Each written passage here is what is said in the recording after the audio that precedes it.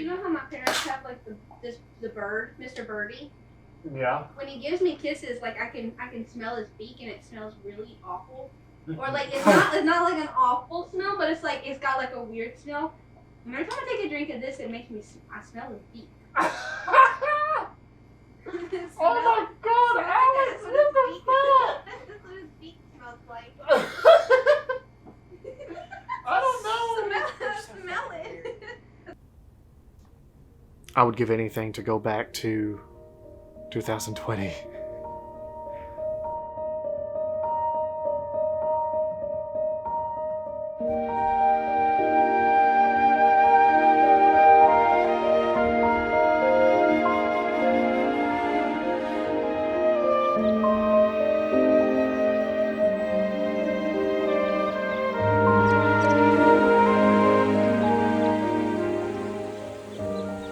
Where do we begin?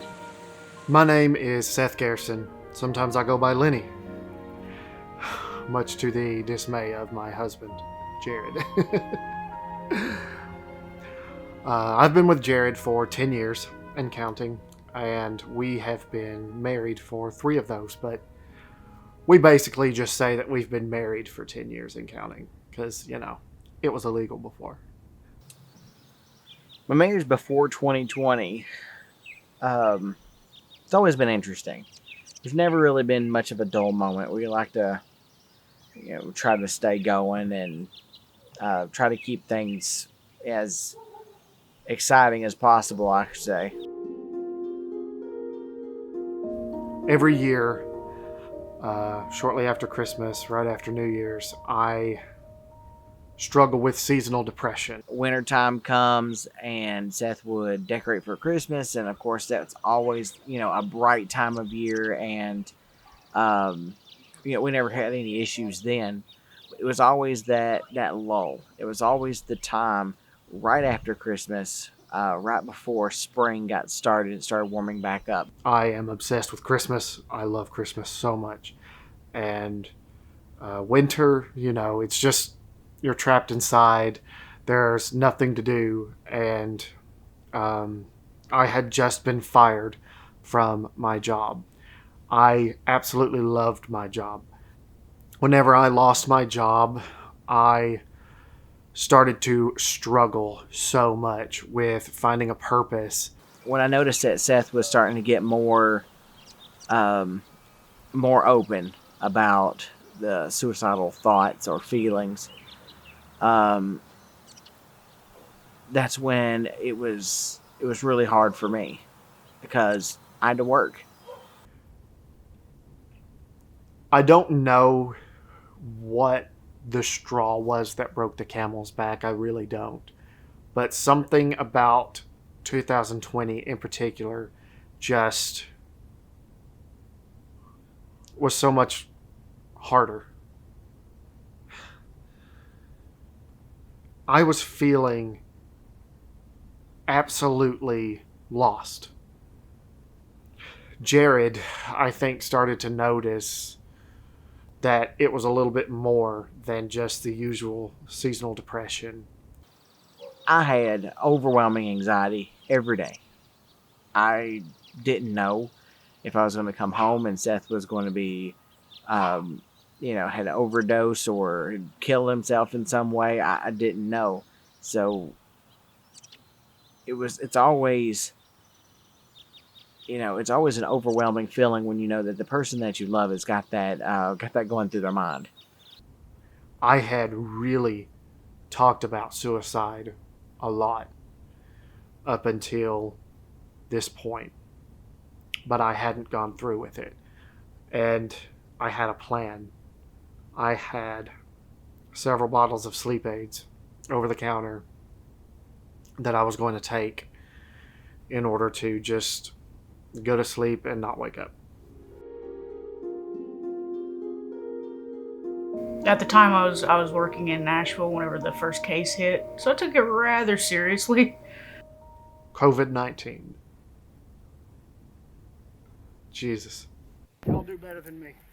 Y'all stay at home, stay quarantined, practice social distancing, and for fuck's sake, be grateful for everybody who is out there working their asses off for us spoiled little bitches who like to go out to fast food. We especially need to be thankful for all those people that are working in healthcare, nursing homes. I figured it was going to be something that would just kind of come and go. It wasn't going to be anything that would really last, or at least it's what I'd hoped. I remember walking through Walmart, and it was my birthday, March 19th. And apparently, March 19th or March 20th was the actual day that they officially called a quarantine. The state mandate saying that we had to stay home and 6 feet apart at all times and no large groups. And we were doing that. We were not a large group, but we had a pretty big group. We were always going places. If it wasn't just driving, it was just walking places, like to the park. Everybody that we would hang out with, or we would attempt to go have some sort of a gathering or whatever, it was people that lived here. Yeah, we have a very small community right here, and we're all basically family. Whenever we were quarantined, I had so many friends come over to my house. We all live in an apartment complex together. And we would all hang out daily, multiple times a day. There was not a single day that passed that I did not see my neighbors. You know, ultimate frisbee in the field and late nights hanging out with everybody. That was honestly the worst year for the world was the best year for this community of ours. We all take care of each other, and that's what I wanted to do. I wanted to be there and help Seth, because I could tell that he was depressed on some of the days. We would just sit around and talk about important things. We would cry together. We would laugh together. We would sweat together. There was so much exercise going on in 2020. God, that was probably the healthiest I've ever been physically. 2020 reminded everybody what family was about. We know that we weren't really hanging out with anybody outside of our little group, mostly because everything was pretty well closed anyway, so there really wasn't anywhere to go. And of course we would have people come here, and we had game night and stuff almost every night.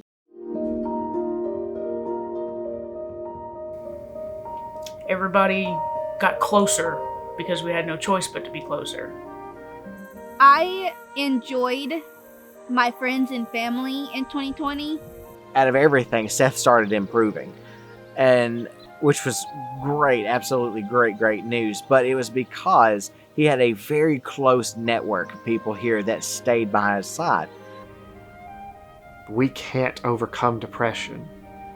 We can't be the best versions of ourselves if we deny everyone around us.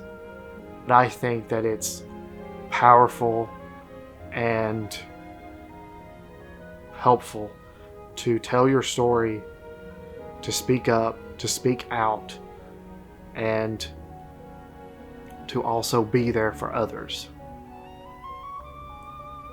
My friends and family, many of them probably don't understand the magnitude of gratefulness that I have and the impact that they had on my life and my depression. I know it sounds cliche, but my friends saved me. My family saved me. If it weren't for breaking the rules and being a little bit reckless, I may not have made it out of 2020 alive. Make use of my pole. All right, everybody. Group hug. Do you have your license? You want to get a day license? Hey! Yeah. Jade, Bobby, Dominic, Bear. Gotta bring the beers. Gotta bring the beers. Yeah! Friendship. Social distance. Super platonic friendship powers activate. Gross. Plutonic Towers are giving us all COVID-19. So. Well, good night, guys.